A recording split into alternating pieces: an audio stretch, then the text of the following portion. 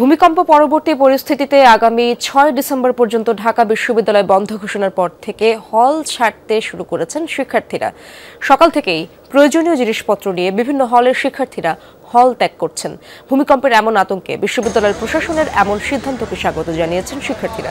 রোকেয়া হলের শিক্ষার্থীরা জানান, তাদের হলের বেশ কয়েকটি স্থানে ফাটল দেখা দিয়েছে।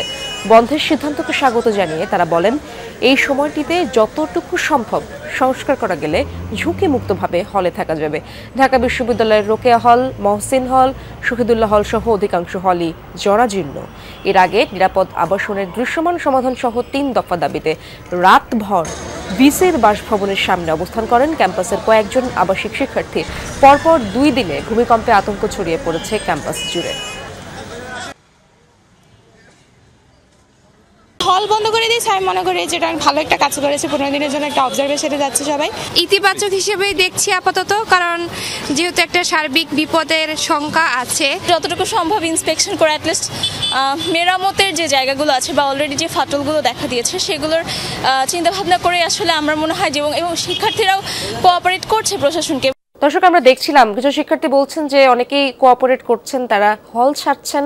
কেউ কেউ আবার গত রাতে কেন হল ছাড়া হলো, হঠাৎ করে কেন এই আদেশ দেওয়া হলো সে ব্যাপারে বিতর্ক কথা বলছিলেন, বিপরীত মন্তব্য দিচ্ছিলেন। আমরা এই ব্যাপারে জানবো। সহকর্মী রয়েছেন আমার সহকর্মী রেদওয়ান আহমেদ ঢাকা বিশ্ববিদ্যালয় এলাকায়, সেখানকার খবর জানবো।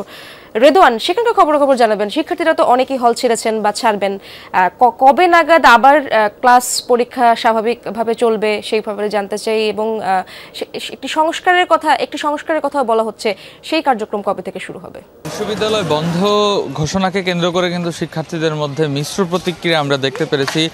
কেননা কিছু কিছু শিক্ষার্থী আমাদের জানাচ্ছিলেন, তারা সাধুবাদ জানিয়েছেন এই সিদ্ধান্তকে। কেননা বেশ কিছু ভবন কিন্তু ইতিমধ্যেই বেশ জরাজীর্ণ অবস্থায় পাওয়া গেছে এবং ভূমিকম্পের কারণে কিন্তু কয়েকটি ভবনে বেশ বড়সড় ফাটলও দেখা দিয়েছে, যার কারণে বিভিন্ন হলের শিক্ষার্থীরা কিন্তু আমাদের কাছে অভিযোগ করেছেন যে যেন দ্রুতই তাই সেই হলগুলো বন্ধ করে যেন মেরামতের কাজ শুরু করা হয়। এবং তার পাশাপাশি তারা এমনটিও জানিয়েছেন যে এতে আসলে যতদিন সময় লাগে সেগুলো মেরামতের জন্য সেই প্রক্রিয়া যেন দ্রুতই সম্পন্ন করা হয়, সেই দাবি অনেকে জানিয়েছেন। অনেকে আবার বলছেন যে হুট করে এই হল বন্ধের সিদ্ধান্ত দেওয়ার কারণে তারা অনেকটা বিপাকে পড়েছেন। হুট করে তাদের এই হল ছেড়ে যাওয়ার কারণে কেউ কেউ হয়তো ঢাকার বাইরে দূর দূরান্ত থেকে এসে হলে অবস্থান করেন, তাদের জন্য কিছুটা বিপদ। সব মিলিয়ে বলা যায় যে প্রাথমিকভাবে তারা যেমনটি অভিযোগ করছেন যে এখন পর্যন্ত যেন সেই যে ভবনগুলো, পুরাতন ভবনগুলো, সেগুলো যেন সারিয়ে ওঠা যায়। এই মুহূর্তে আমি আছি বিশ্ববিদ্যালয়ের যে মহসিন হল সেখানে, এবং আসার পর থেকেই কিন্তু কয়েকজন শিক্ষার্থীকে দেখেছি তারা তাদের মালসামালা নিয়ে কিন্তু হলগুলো থেকে বেরিয়ে যাচ্ছেন। অর্থাৎ যারা আসলে ঝুঁকিপূর্ণ সেই ভবনগুলোতে রয়েছেন তারা কিন্তু আর সেখানে বেশিক্ষণ থাকতে চাচ্ছেন না। যেমনটি আপনি জানেন যে গতকাল রাত থেকেই কিন্তু শিক্ষার্থীদের অবস্থান ছিল এই ঢাকা বিশ্ববিদ্যালয়ের ভিসি চত্বরে, এবং তারপর পরে কিন্তু বিশ্ববিদ্যালয়ের প্রশাসন এই সিদ্ধান্ততে উপনীত হয় যে তারা বিশ্ববিদ্যালয় বন্ধ ঘোষণা করবে।